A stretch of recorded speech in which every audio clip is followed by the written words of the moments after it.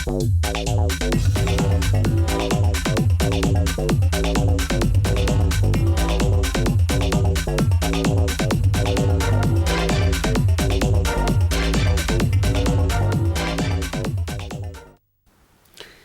lepo pozdravljeni v oddaji Pogled. V tokratni oddaji bomo gostili oziroma gostimo zanimiva gosta, ki marsikaj vesta povedati o tigru, pa tudi še o kakšnih drugih aktualnih, tudi političnih zadevah, ki so v tem času še kako aktualne. Z nami v studiu je že večkrat naš gost Vili Kovačič. Dobrodošli v našem studiu. Tretjič. Dobro. Z nami v studiu pa je tudi gospa Iva Pavlin Žurman iz Nove Gorice. Sovkana. Sovkana. Mi smo Sovkanci. Se nadate, ne? Včasih smo bili znotraj, ampak ker je to zelo staro mesto dejansko, ne, tam so bili začetki že leta 1000, tako da smo si izborili. To. Ja. Da, lahko tako rečete, da smo Sovkanci. Vi pa ste sicer Gorenec, rojen v Ljubljani, kako? Jaz sem rojen v Kranju, živim pa v Ljubljani. Drugače sem pa Slovenec. Jaz sem Slovenec. Slovenec. Sem, ja. Tako je tista pesem. Dejal sem, da bomo govorili o tigru. Jaz se spomnim svojih šolskih dni, pa verjetno se jih tudi vi spomnite. Nismo prav veliko izvedeli o tej protifašistični organizaciji. Vi ste veliko izvedeli? Jaz bom rekel, ne prav veliko, ampak nič. Ampak nič. Tiger je bil odkrit na nacionalnem nivoju. Govorimo na nacionalnem nivoju. Ne o tem, da je to ena proslava ene občine Ribnica in enega ljubiteljskega društva. To mora biti nacionalna proslava. In kdaj je bilo to? Da je bilo na nacionalnem nivoju leta 2005, povedanega? Leta 2005 je imel Janez Janša prvi tak govor, ki je nekatere stvari prvič na videlo dal, se reče, in prvič povedal, kako so v prvem spopadu zadeve bile. Po tistem so tekle pa svojo pot, ker ta spopad 41. leta 13. maja je bil odločilen. Jaz sem napisal en članek, Mala gora, na Mali gori je bilo to, Katinski gost vodstva slovenskih komunistov. Zakaj Katinski gost? Če obglaviš vodstvo, obglaviš organizacijo. In to je v skladu s tem, kar je Kidrič rekel. Tigrovce sprejemamo, posamično, organizacijo je treba uničiti. Teh citatov naših slavnih mož komunizma bi lahko še več povedal. Ampak to je za začetek sam. No, mogoče res smo začeli bolj ob koncu tigra. Mene pa zanima najprej nastanek tigra.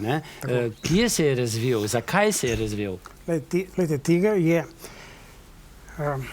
najbolj organizirana skupina znotraj primorskega antifašizma. Kdaj? Začel se je leta 1922 z uradnim nastankom fašistične diktature v Italiji. Organizacijsko je bil pa postavljen leta 1927 na Nanosu. In danes govoriti o tigru pomeni govoriti o prvem antifašizmu v Evropi. Jaz sem tudi povedal in napisal, celo za Državni zbor sem prijavil eno temo z malo sicer za nekatere čudnim naslovom Tiger in primorski antifašizem, prvovrstno izvozno gradivo za izvoz Slovenije v Evropo. Kajti mi se lahko pohvalimo s tigrom in antifašizmom na Primorskem kot prvi antifašisti v Evropi, kjer še nič ni bilo tega. Ampak veste, v čem je problem? Kdo so se pa, recimo, se bomo še potem tega dotaknili, kaj je bilo potem, ampak kdo so se učlanjevali, kdo so se zbirali v tigru, pa kaj mimo grede ta kratica Tiger pomeni? Tiger pomeni Trst, Istra, Gorica, Reka. Celo na Hrvaško sega. Tudi ta del še ni odkrit in to še sledi. Koga se je združeval? Primorske rodoljube vseh vrst. Brez ozira na politično pripadnost, ideološko opredelitev in tako naprej. Zato je Tiger za današnji čas dejansko zgled. Kako pa so bili, recimo, organizirani?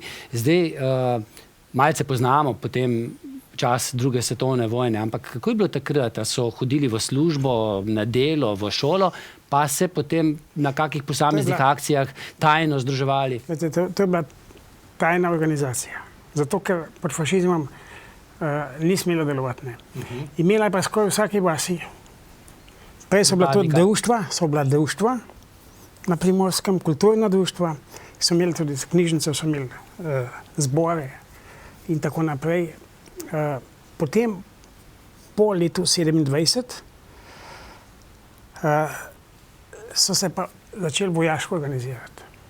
In so se združevali v tako zvane trojke, četvorke in tako naprej. So imeli celo mrežo, govorimo o dveh tigrih, eden je goriški, drugi je tržaški, kar se organizacijsko tiče. Je pa segalo to tudi na Kras, v Vipavsko dolino in tako naprej. O tem so knjige. Še preden v knjigah, so imeli kakšne spopade z Italijani, s fašisti? Lejte, kako je bilo s tem? Prvi spopad je bil, kot sem že povedal, ob napadu na Jugoslavijo 1941, 13. maja. Dobro, to je to. Kaj pa od 27. do 41. Takrat so oni delali diverzantske akcije, da so onemogočali dostop fašistov do nekaterih komunikacij. Imeli so tudi v načrtu atentat na Hitlerja, ne na Hitlerja, na Mussolinija v Kobaridu, veste. Ampak danes, recimo, en Lukšič s tako lahkoto, pa nekateri še drugi, govorijo, da je bila to teroristična organizacija. Če bi bila to teroristična organizacija, bi ta spopad, ta napad, atentat bil izveden. Ampak zaradi nevarnosti, da bodo tudi otroci prizadeti, civilno prebivalstvo, so odpovedali. Zato je danes za mene popolnoma skregano z vsako etiko govoriti o tigru kot teroristični organizaciji. To mislim, da je takrat kot šolski minister Igor Lukšič izjavil. Ja, pa še večkrat. In to tudi naši zgodovinarji, veste, pravijo, to so bili nepomembni teroristi. Da ni res, so bili zelo pomembni in niso bili teroristi. Oboje je lih obratno, kot trdijo. Bili pa so pripadniki tigra, tako intelektualci, kot navadni, recimo, delavci, kmetje, pa tudi različnih strankarskih prepričanj. Ja, lejte, to so bile velike familije, po 7, po 8, po 10. Večina je bila tako, če je bila velika familija, eden bil župnik, ta drugi je bil pa tigrovec. Veste, če gledamo celo mrežo na Primorskem, to so bili tisoči pripadnikov tigra, veste, in danes govori, da je bila to minimalna pomembna organizacija.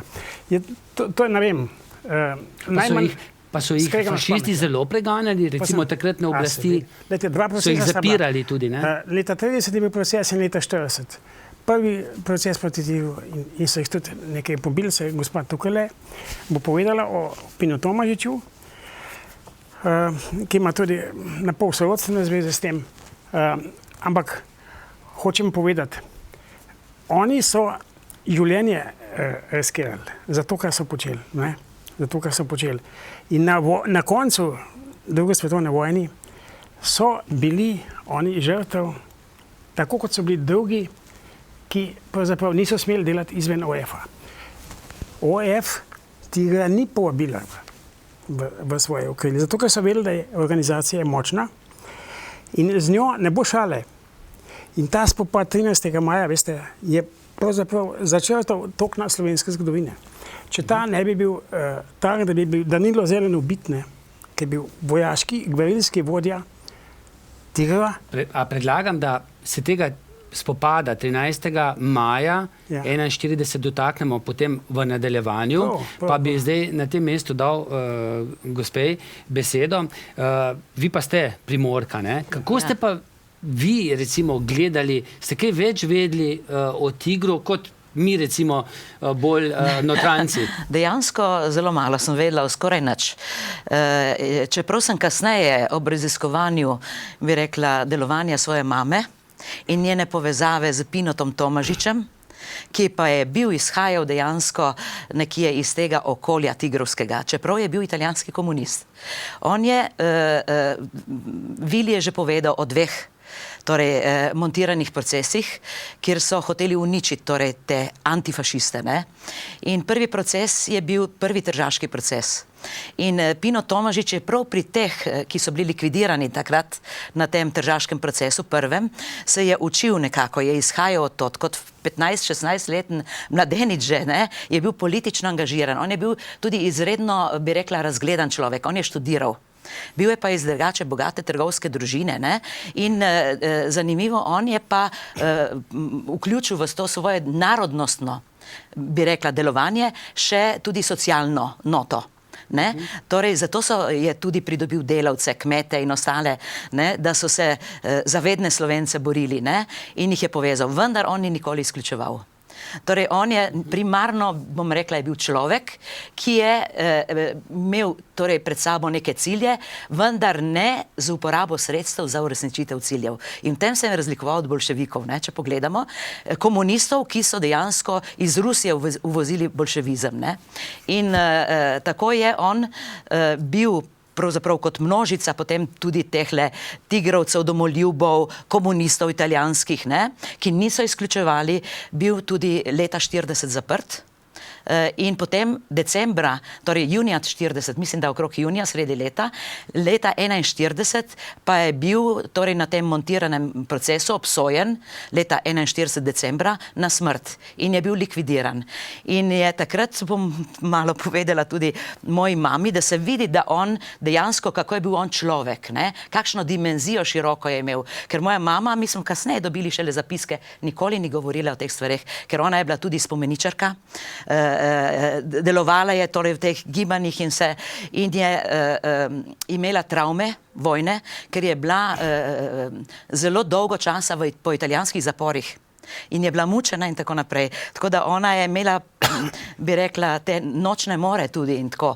In ni hotela o tem govoriti. Torej, ona se je nekako podzavest te zadeve potisnila. Mi smo nekje vedeli, da je bila povezana, da je bila torej prijateljica, ne samo sodelavka, ampak intimna, ne, tudi z Pinotom Tomažičem. In potem, ko smo zdaj raziskovali, ko smo imeli v Centru za narodno spravo, smo na pobudo gospe Kompanove iz Ljubljane organizirali, kjer je njen sorodnik Bidovec, ne, bil na prvem procesu kot tigrovec likvidiran. Ferdo Bidovec, ne, smo nekako želeli obuditi spomin na tiger in obuditi spomin tudi na 100-letnico rojstva Pina Tomažiča. In marca meseca smo imeli torej to srečanje, kjer smo dejansko mi dve sestro sva začeli brskati po materialu in sva toliko stvari odkrili, ne, ki jih nisva niti poznali, ne. O Pinu Tomažiču, ki ga poznamo kot Pina Tomažiča, so si vzeli so ga spremenili v Pinka Tomažiča, ne. Pinka, in to je ta tržavški pevski zbor, partizanski, ne, in ga imajo na vseh teh, bi rekla, revolucionarnih proslavah, ne, NOB, ampak dejansko z uporabo zvezde in vsemi ikonografijo, ne, revolucionarno, ga uporabljajo in jaz pravim, to je zloraba, ker dejansko on, ko sem jaz začela čitati, moja mama je rekla, še nikoli je napisala v zapiskih, nisem srečala tako širokega človeka, humanega, ne, človeka. In jaz sem dejansko povabila potem tudi v Center za narodno spravo slovenske novinarje, da bi prisostvovali, ker tako radi grejo v Stožice, recimo, kjer poje pevski zbor, ali pa recimo v Cankarjev dom, ne. Nikogar ni bilo.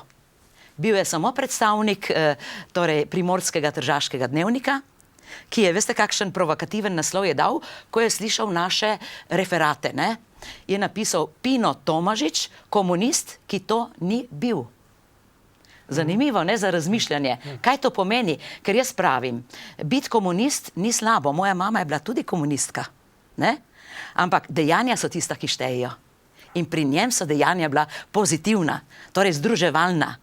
Skupaj torej za narodnostno vprašanje Slovencev in tudi socialno vprašanje, ne pa z likvidacijami in z poboji in tako naprej. Tako da on je bil 41. leta decembra likvidiran, je pa ogromno delov in tudi, recimo moja sestra bi marsikaj povedala, pa Vili tudi je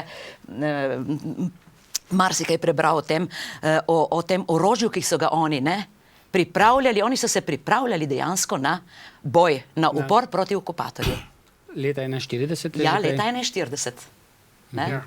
Brez dodav. So skladiščili to orožje, ne, Vili? Brez dodav. Če Zdaj bi bomo kdo dali pa pripravljen vi, na ja. vojno, so bili primorski antifašisti. Stanovnik je nekje izjavil, ne vem kdaj, ko smo prišli na Primorsko, je bilo za odpor vse pripravljeno. Kdo pa je pripravil? Kdo je pripravil? Antifašisti na Primorskem, katerih hrbtenica je bil tiger. In zdaj govoriti o nekem primatu, pa tem, da bi mi kot Slovenci izginili iz površja zemlje, ne bi več govorili slovensko, kar govorijo Repe, kar govorijo Jože Pirjevc in tako naprej. To je najmanj, bi rekel, skregano z resnico, še bolj je pa nemoralno, ker ne upoštevajo, koliko žrtev je bilo na ta račun strani Primorcev. Je pa njihova, kako bi rekel, tendenca ta, minimizirati, Pomen tigra. kajti tiger nam jemlje legitimnost. Mi se ne moramo več proglašati za prve in edine. In veste, kaj pravijo, ne? Vse nismo imeli drugega izhoda, kot se na komuniste nasloniti. Oni so bili edini dobro organizirani. To ni res. To ni res. Dobro organizirani so bili antifašisti s tigrom na čelu 15 let pred temi, ki si danes to lastijo. Rekli ste, dobro so bili organizirani Primorci, ne? Ja. S tigrom na čelu. Torej jih je bilo več, ne samo tiger. Prosim, še o tem, kakšno besedo. Bom povedal, antifašizem na Primorskem ima več sestavin. In mi mislimo jeseni narediti en simpozij, en posvet na to temo, tako da bi predstavili vse izvorne, zamolčane sestavine primorskega antifašizma. To pa so prvič tržaški liberalci, drugič krščanski socialci, svečeniki svetega Pavla, tretji tigrovci, majstrovci in na koncu partizani. Vse te Po tem vrstnem redu. Ja, po tem časovnem vrstnem redu sem namenoma to povedal. Ne. In veste, to je zamolčana zgodovina, ki zdaj tako, kako bi rekel, njim hodi na živce, ne. Ko smo mi to dali ven, ne. Oni so se ustrašili v društvu, so rekli, mi se vas bojimo. Sem rekel, zakaj bi se vi bali? A se vi resnice bojite? Ne, ste šli čez rob, kaj? Resnica nima roba. Resnica je do tam, kjer je. In poglejte, to društvo nam ni pustilo, da bi govorili na proslavi 13. maja. Društvo Tiger, ne? Ja, društvo Tiger. Vam ni dovolilo? Ne, nam ni dovolilo, ker češ nismo bili najavljeni. Ne, da nismo bili najavljeni, niste v programu. Mi nismo v njihovem programu, ker smo nekaj drugega. Ker hočemo izvorne sestavine videti in videti, kaj je resnica. Njihova naloga pa je, veste, ta društvo, kot je, dobiva tudi denar iz proračuna in tako naprej. Da Tigre dajo v sarkofag, rečejo takole in nič več se ne raziskuje in se ne objavlja o tem. Tako, mi smo jih vabili na naš posvet, veste, v državni svet. Nihče se ni odzval. Najprej so se nekateri prijavili, potem so se pa kar umikali in mi smo imeli z naše strani polno zasedbo, z njihove pa nično. Veste, to je katastrofa, kako so eni z pozicije sile, z pozicije moči v stanju onemogočati civilne pobude. Lejte, ker mi smo zelo malo prišli. Vodja civilne pobude, gibanja 13. maj. Ja. Potem se bova res dotaknila tega 13. maja. Kaj se je takrat zgodilo? Ja. No, pa nadaljujte, prosim. Ja, takrat, letošnji pričevalci so k tej zgodbi še neke bistveno sestavino dodali. Zato sem jaz napisal... Pričevalci Jožeta Možine. Ja. Mimogrede, te pričevalce tudi na naši televiziji predvajamo. Smo se nekako dogovorili z nacionalno televizijo. V redu. Letos je bilo prvič obelodanjeno, kdo je izdal Tigrovo trojko, to je bil vrh Tigra, Danilo Zelen, vodja gverilcev in vojaškega dela Tigra, potem je bil Ferdo Kravanja in Anton Majnik. Ne. Oni so bili izdani strani komunista, partizana, kasnejšega poveljnika ribniške čete. Ker prva partizanska uporniška enota... Komu so bili izdani, mimogrede, kdaj? Italijanom. Italijanom, kdaj? Italijanom, dan, dva... Pred 13. majem. Pred 13. majem. 1941. Ja, 41. leta. In to celo s pismenim sporočilom v italijanščini in slovenščini. To dejstvo je obelodanil gospod Bruno Tekavec, sin tega, ki je v bistvu omogočil, da so Italijani, lejte, oni so imeli komunisti fino taktiko, da bojo drugi pospravili naše nasprotnike. Sploh niso bili nasprotniki, ampak so bili potencialno njim nevarni, ker so jim izbijali legitimnost, ker kaj je bilo potem, veste, ko so prišli preostali v redniško četo. Prvo, kar so zahtevali na zahtevo Aleša Beblerja, da se izvede Stalinova prisega, da bojo prisegli Stalinu. Zamislite si to leta 1941. Potem mnogi so to odklonili in potem so začeli sprejemati tigrovce posamično v OF, ne? Kajti vse je sledilo načelu, ki je rekel Kidrič, organizacijo tigrov treba uničiti, posameznike sprejemati in jih adaptirati. In tako se je zadeva potem odvijala. Kaj se pa je zgodilo takrat 13. maja, no? Mogoče še dejali ste... V spopadu z Italijani, ki so prihumeli gori na planino, na osnovi izdajstva, je padel Danilo Zelen, Ferdo Kravanja je bil težko ranjen, Anton Majnik je pa ušel z zvezanimi lisicami. Tako se je zadeva končala. In to je bil hud udarec za samo organizacijo Tiger, ne? Poglejte, zato sem jaz napisal članek Mala Gora, pri Ribnici, Katinski gost, vodstvo slovenskih komunistov. In to je tudi v knjigi. Ena knjiga napisal je Borut Rutar, naš somišljenik, tudi član tega ustanovni član tega gibanja. Poglejte, mi članov nimamo. Mi smo samo ustanovni člani. Ker smo na široko odprti. Kdo lahko kaj doprinese k tej resnici, je dobrodošel. Tako bi rekel, da nas podpre na manifestacijah ali pa z drugimi prispevki. Avtor knjige, ki je tudi član, še enkrat, če lahko poveste pa naslov knjige. Borut Rutar. Borut Rutar? Ja. On je o tem pisal. Zdaj pa še nekaj povedal v zvezi z Borutom Rutarjem. On je prijavil diplomsko delo kot zgodovinar. A veste, kaj smo rekli? On je hotel Tiger dati v naslov. Med drugimi besedami tudi Tiger. So mu zavrnili. Zavrnili diplomsko nalogo, v kateri ne sme biti besede Tiger. Kdaj so mu to zavrnili? Lansko leto. V svobodni Sloveniji je Tiger prepovedana beseda v naslovu diplomske naloge. Poglejte, kje smo. In zdaj se ta Tigerovo društvo nas boji. Onemogočajo. Nas boji, da bomo mi kaj takega povedali. No. Ja, jaz bi... Dajte še malce povedati. 13. maj ne bi bil, saj glede na vse tiste, ki to podpirajo, državni praznik, ne dela prost dan. To je tudi eden cilj, spomin na ta dogodek. Tako, ne. Jaz bi dodala tukaj, ne, Tiger, v čem je moteč Tiger, ne? V dveh elementih je moteč. Prvič je angleški zgodovinar Taylor je rekel, da so bili tigrovci prvi angleški zavezniki v Sloveniji. In v tem je moteče, ne? Ker s tem je dejansko eliminiral oziroma na obrobje postavil komuniste in komunistično partijo.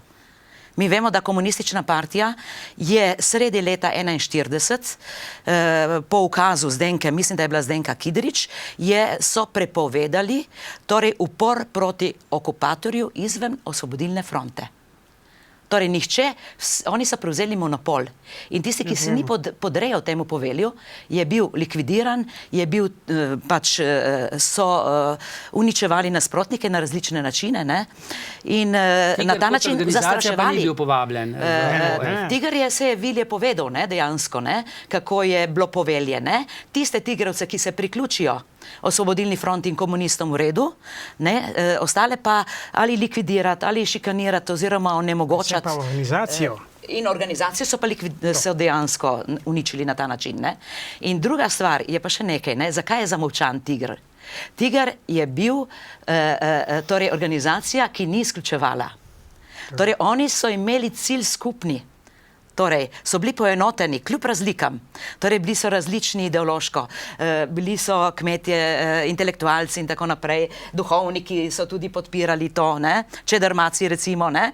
Zadeve. Bili so torej virsko in tako naprej različno opredeljeni, vendar so imeli skupni cilj. Ne? In zato smo mi rekli, mi želimo biti gibanje. Ne društvo, ki goji neke spomine na preteklost, ne? Ampak mi hočemo v prihodnost. Torej, naše gibanje ima širše cilje, torej ozaveščati ljudi, ne? O resnici v preteklosti in neko poenotenje k skupnim ciljem in dejansko k neki inovativni družbi, ki je usmerjena evropsko-civilizacijsko. To.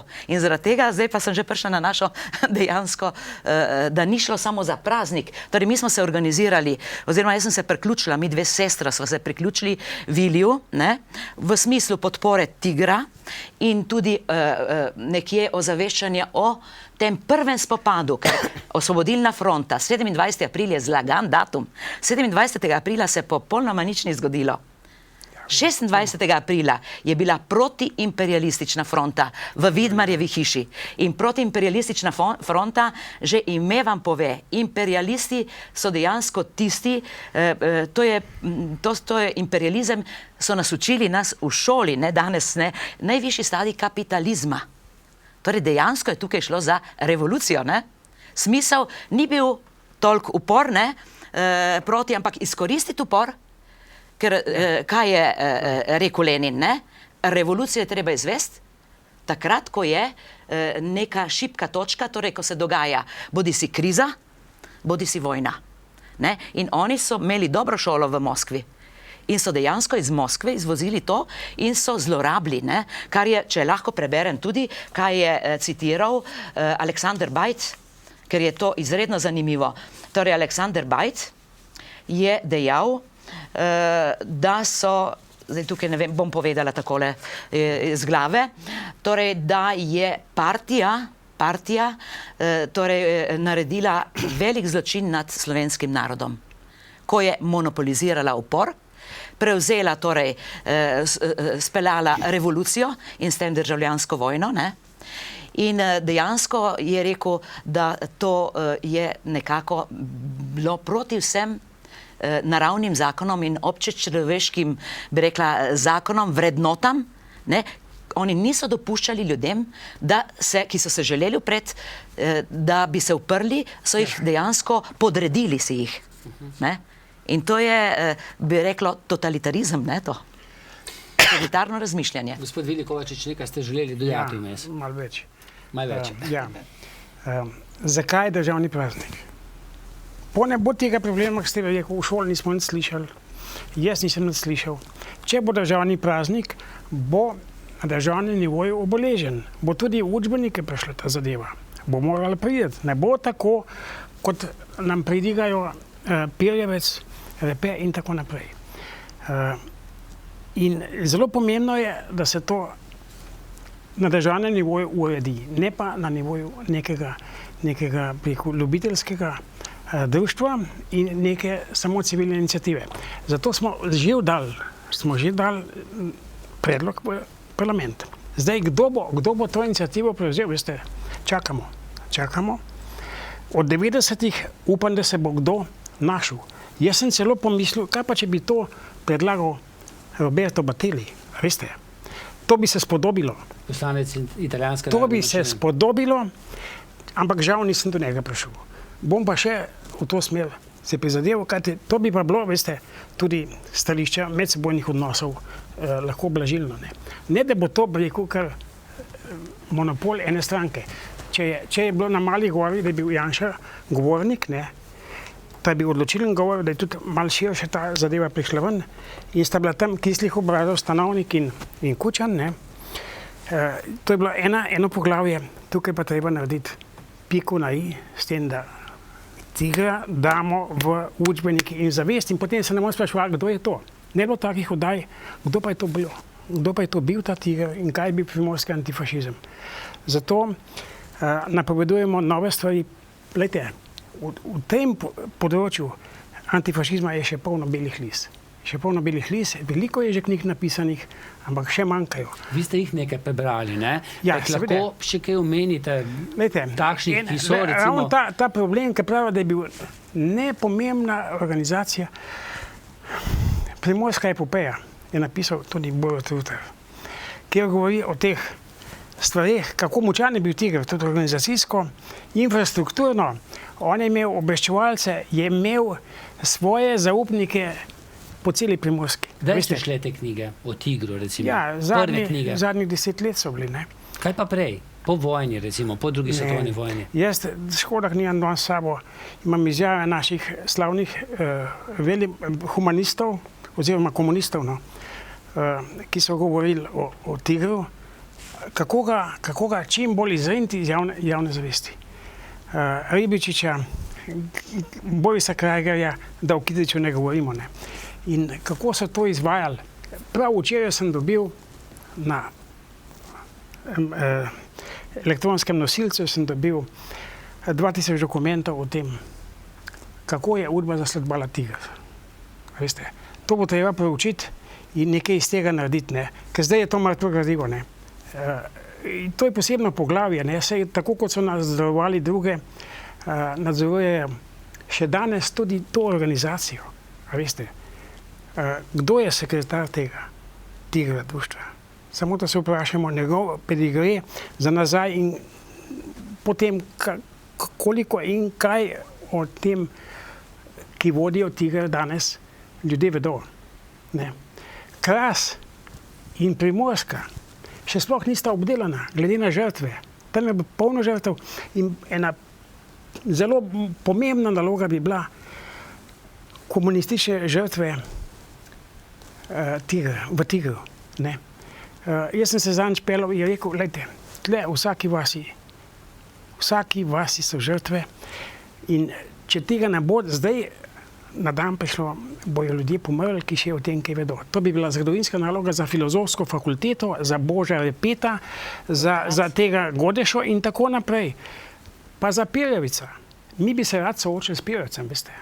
Da mi te pravljice, ki nam govori, da so tigrovce pobili, likvidirali fašisti in potem jih ni bilo. In potem ni bilo drugega kot naslonitev na partizane. To je tak prozoren izgovor, ker kdo ne ve, kaj je bila resnica, bo mogoče še verjel. Ne? To tudi prav, recimo Spomenka Hribar prav. Ja, to so bili edina organizirana sila, ki je bila v stanju kaj narediti. Ne, ni res. Če bi mi vodili boj s tigrom, bi imeli danes Gorico, pa mogoče vsaj en del tržaškega ozemlja. Veste, to je to. Mi smo izgubili ozemlje in smo izgubili 100 000 ljudi. Po ocenah 130 000 ljudi. Ker so bili evropsko usmerjeni, ne? Ja, oni so ravno bili. to, oni so bili evropsko usmerjeni. To je bilo odločilno za konec vojne. Gospod Vili, zdaj bo pa gospa Ivi. Ja, jaz se omenil knjigo in mene je, torej jaz sem v 80-ih letih prebrala knjigo Partija in tigrovci. In ta knjiga, ali je v 90-ih letih, ne? Prišla v 90-ih, ja. V 80-ih, torej prva moja literatura, da sem začela malo raziskovati temno plat meseca, bi rekel Drago Jančar, ne? Torej revolucionarno, krvavo plat, ne? Je bila knjiga Umiranje na obroke, Igorja Torkarja. Ko vidiš, kako so dejansko likvidirali tudi tako, ne samo, bi rekla, fizično, ampak psihično uničevali potencialne, bi rekla, intelektualce, take, ki se niso strinjali z bolševistično. Tudi po vojni, recimo Igor Torkar opisuje svojo usodo. Drugače pa vidimo tudi proces, Nagodetov proces, prav zdaj je išla, torej knjiga v arhivu so jo predstavili. Torej, vidiš, čisti, torej politično montiran proces, ne? Uničevati ljudi in koga so uničevali? Uničevali so intelektualce. Ker, veste, navadni ljudje niso nevarni bili, ne? Nevarni so tisti, ki imajo nek potencial, ne? Da dejansko potem povlečejo za sabo tudi druge ljudi, ne? Tako da, no in v tej knjigi Partija in tigrovci, ki jo je napisala gospa Tatjana Rec, je ona opisala tudi zgodbo svojega svaka, ki je bil likvidiran na Primorskem, ne? In je bil tigrovec, ne? Intelektualec, pravnik, mislim, da je celo, ali je bil študent, ali je že zaključil študij, in taki so bili nevarni, ne? In potem tudi Kravanja, kot sodelavec Zelena, ki je bil torej likvidiran od fašistov, ne, na Mali gori 13. maja, po izdaji, ne, in po izdaji smo videli komunista, ne, torej nekako tistega, ki bi moral biti zaveznik tigrovcev, ne, v boju proti okupatorju, Mussoliniju in njegovim fašistom, ne. Torej, dejansko... Majnika. Ja, govorimo o Kravani, ne, ker... Ja, ampak Kravanja, ki je tudi sodeloval, ki je bil dejansko ranjen na Mali gori, potem se je priključil torej, Osvobodilni fronti, ne, in pač na Primorskem deloval in je bil, brala sem v tej knjigi, ne, bil poslan na izobraževanje, ker partija je izobraževala partijsko, zato da se je pripravljala na prevzem oblasti po vojni. Ne? In je bil v Rogu. In tam so delali tudi ankete med temi ljudmi, ki naj bi pol vodili, ne? Tudi pač vojsko, partizane in kasneje prevzeli, ne, oblasti. In tam je izrazil Kravanja dvom v pravilnost torej tega monopoliziranja in izključevanja drugače mislečih. In to je en indic, ne, da je bil potem Kravanja tudi govori se vedno večje in dejstev, tudi mislim, da Milica Vohinčeva, zgodovinarka, je o tem pisala, nisem prepričana, ne, ki je tudi iz Primorske dejansko, da je tudi Kravanja bil likvidiran. Torej, vsi tisti, ki se niso utirili, ne, in ki se niso popolnoma strinjali s komunistično ideologijo, so bili dejansko potem izločeni. Ne. Kaj pa potem kakšne druge knjige? Verjetno ste potem naprej raziskovali. Ja sem že povedal, Primorska epopeja,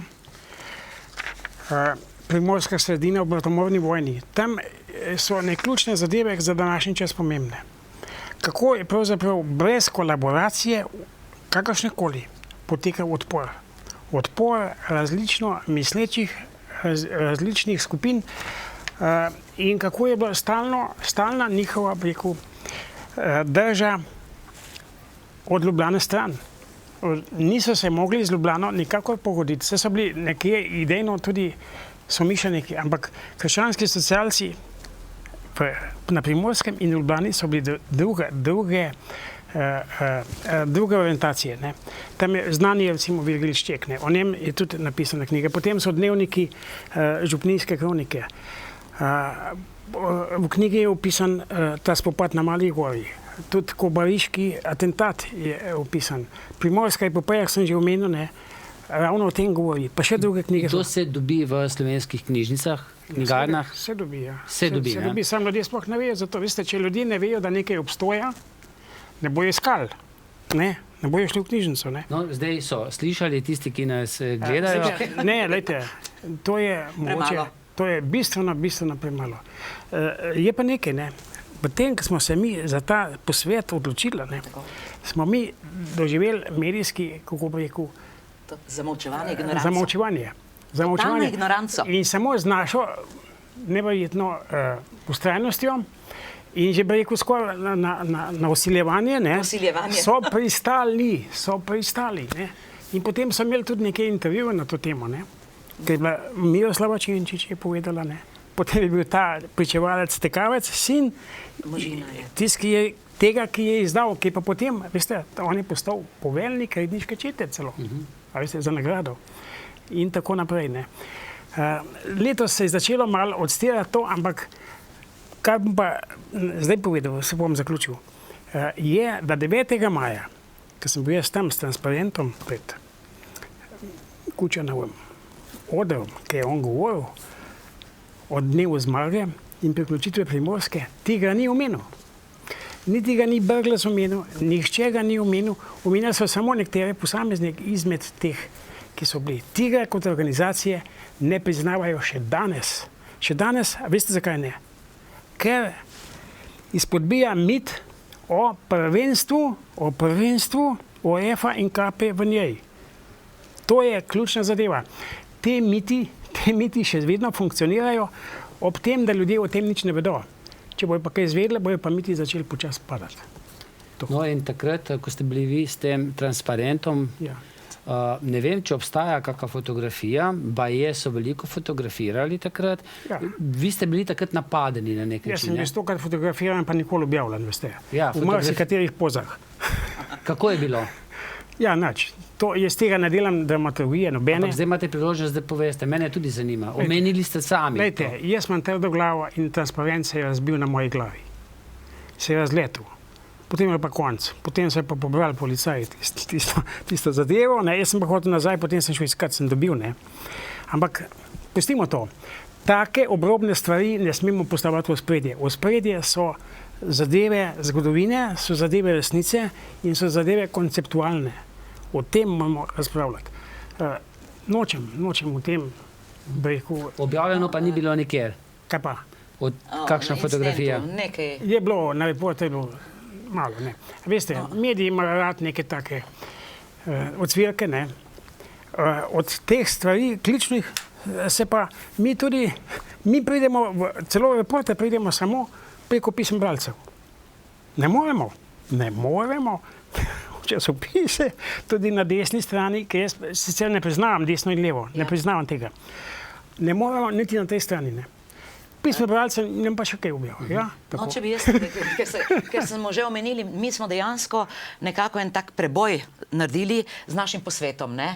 Iniciator je bil Vili, pripravili so in gospod Magajna tudi, pripravili so, torej 11. maja smo imeli posvet v Državnem svetu in zanimivo, ne, da je bilo predvideno celo, da bo gospod, torej predsednik Državnega sveta, kako je že mi pomagaj.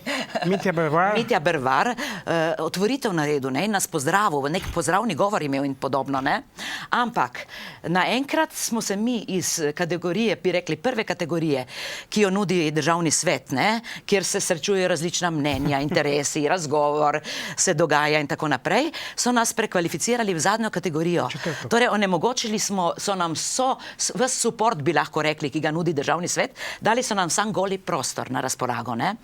In potem sem pa jaz, ker smo govorili o medijskem odzivu, ne, sem jaz gospodu Bervarju pisala pismo in sem mu razložila, kakšna je funkcija, naloga Državnega sveta in da ga vabim, da on sodeluje v naši razpravi kot svoboden, torej član, ne, in da pove svoje mnenje, kajti mi želimo soočati različna mnenja. To je bistvo našega gibanja, ker edino s tem lahko najdemo neke skupne točke in se poenotimo kot nacija, ne, ampak oni nas popolnoma ignorirajo. Torej, s tem je pokazal odnos. In zakaj, jaz sem se vprašala, zakaj je gospod Bervar, torej, bi rekla takole, ne pristaja na tako soočenje, ne, in na naš ta posvet. In sem videla, da pravzaprav bilo je govora o tigru, problematičen je tiger in problematičen je bil tudi govor o totalitarizmu.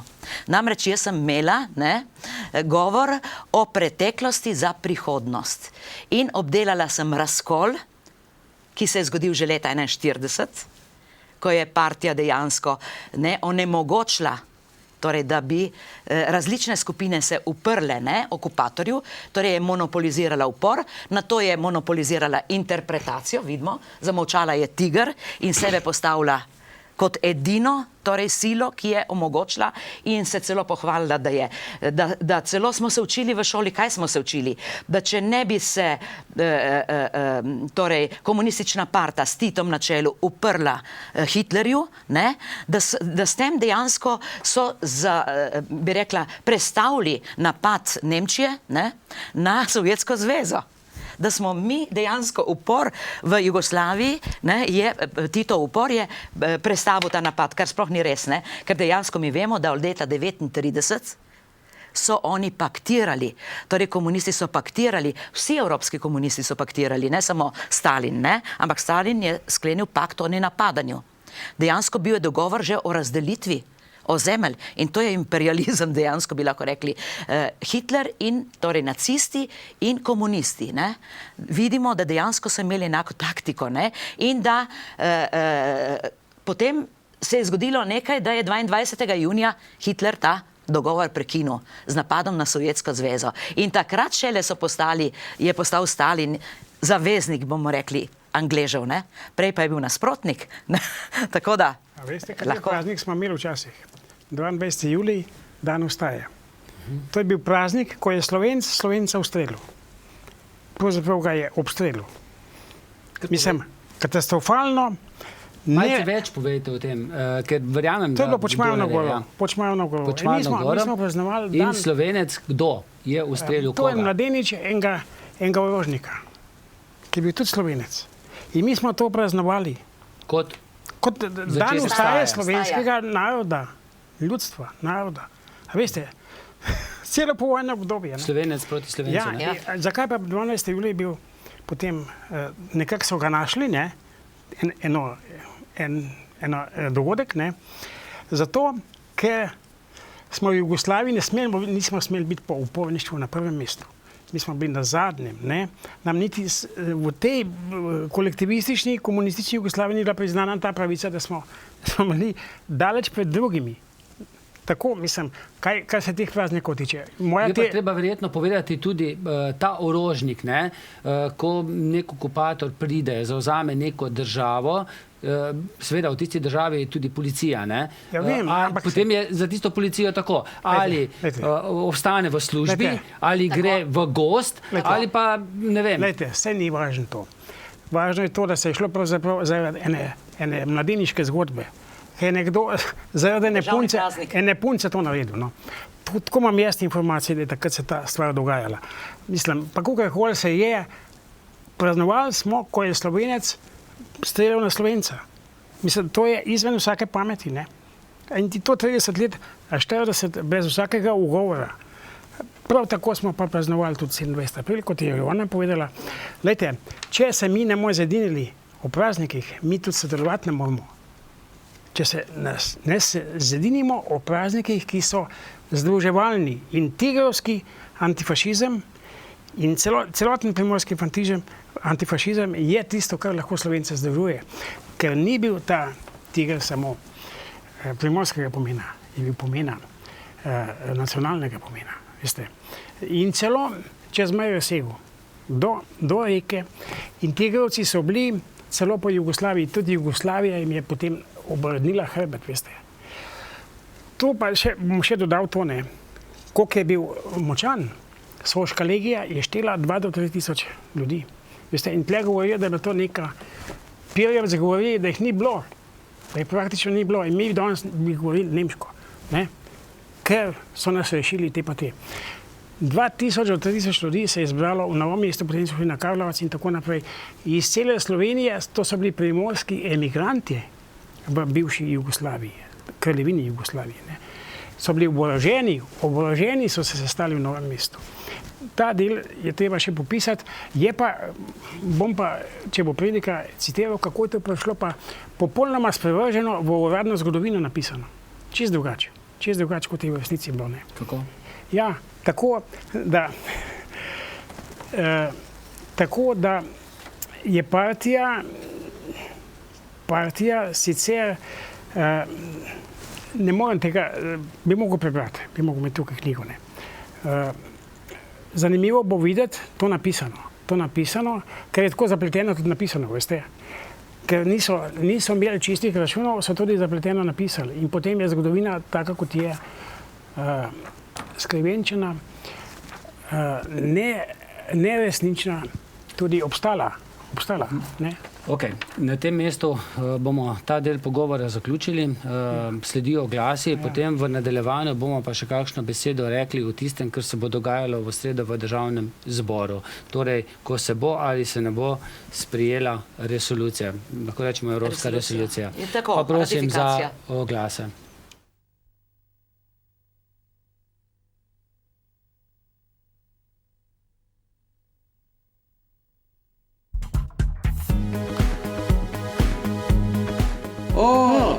Kaj pa nosiš v vrečkih? Ni da ni. V EVE centru se vse dobi.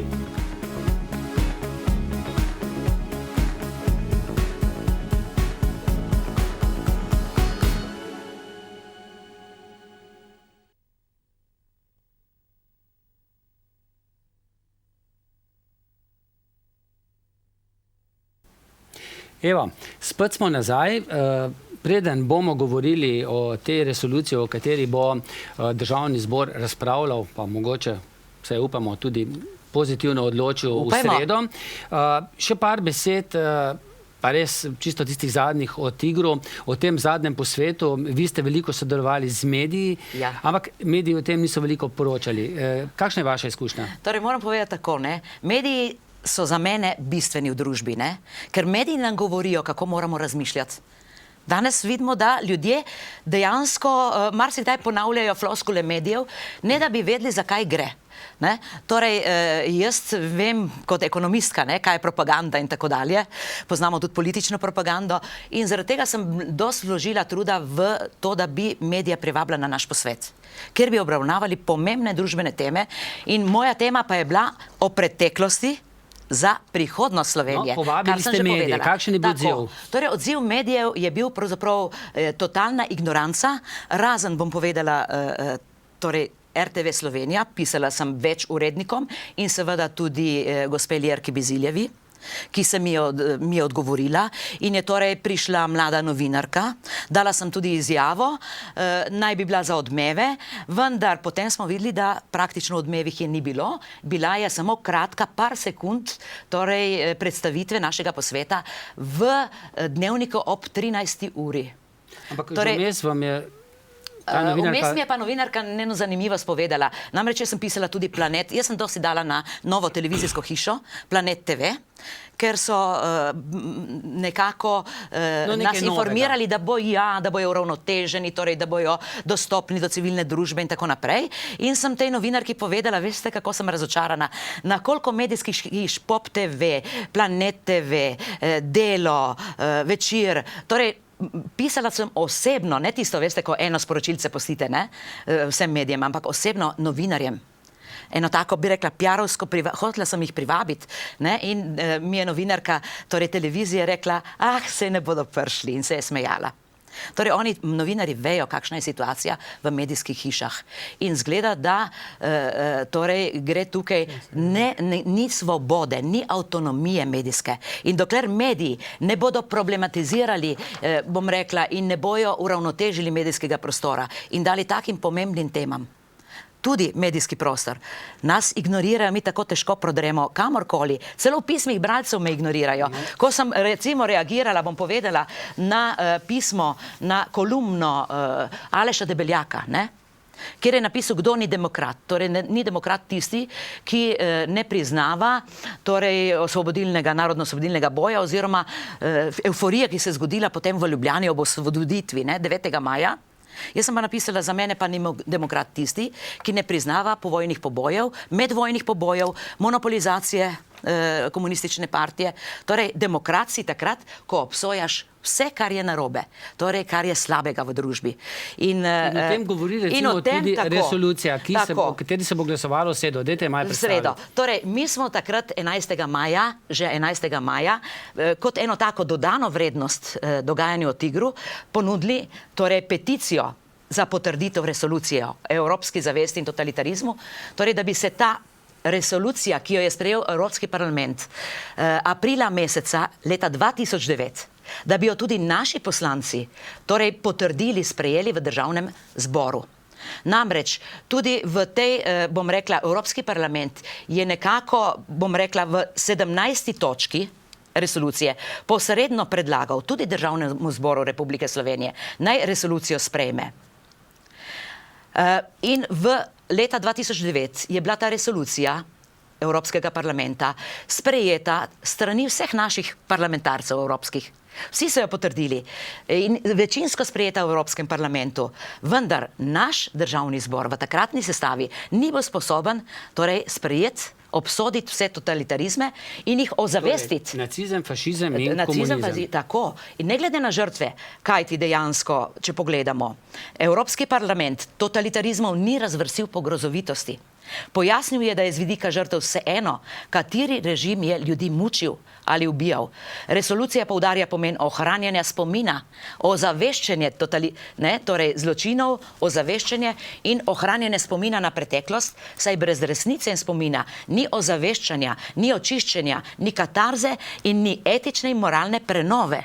In zato smo mi, ker oktobra meseca je bila, istega leta 2009, je bila sprejeta le deklaracija v Državnem zboru o seznanitvi. Ampak pazite, seznanitev. Zadnjič sem poslušala poslanca v komisiji za peticije, kjer so govorili torej o tej resoluciji Evropskega parlamenta in obsodbi totalitarizmov. Mislim, da je bil poslanec Gorenak, ki je rekel, gospe predstavnici poslanki SD-ja, Muršičevi, in gospe, kako je že tale SMC-ja, Kramar, Ksenija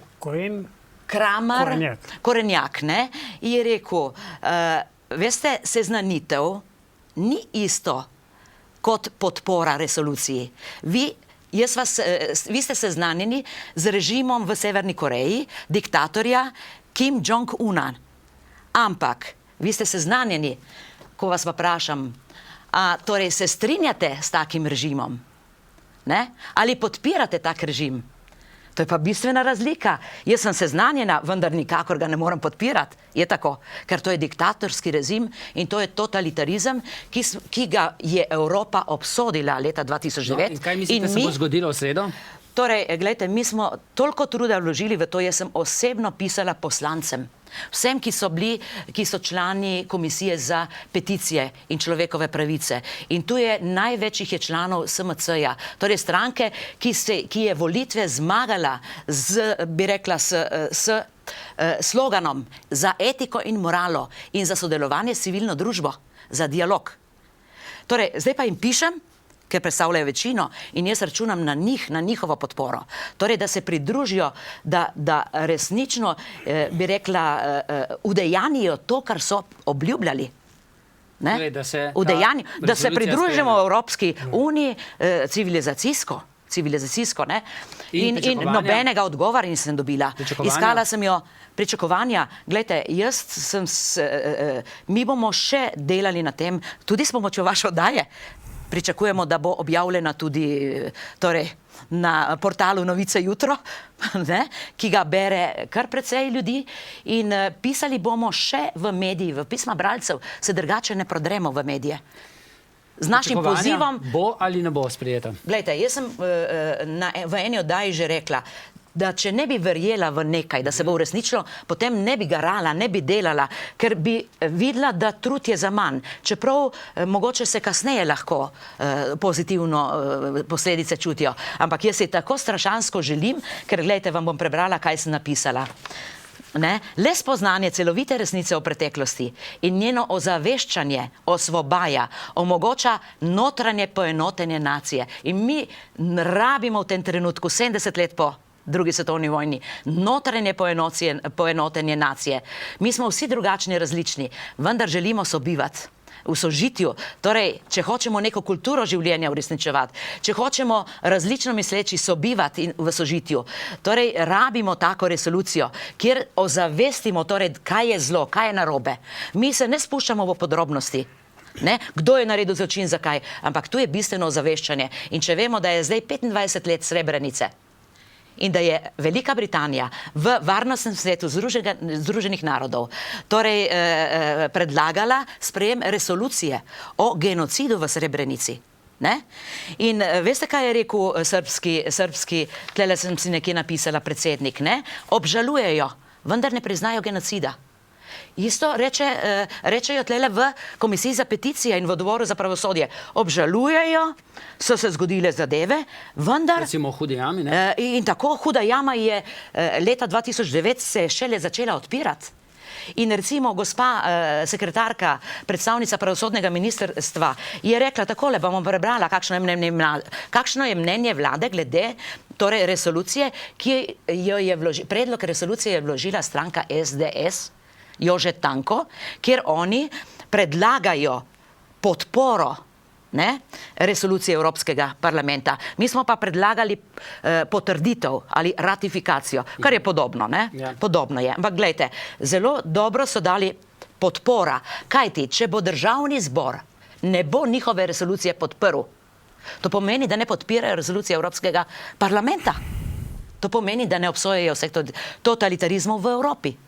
In s tem tudi v Sloveniji.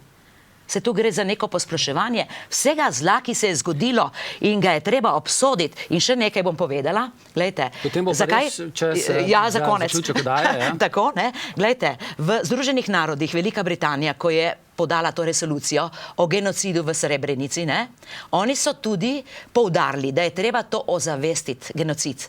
Torej ga je treba vključiti v izobraževalne programe.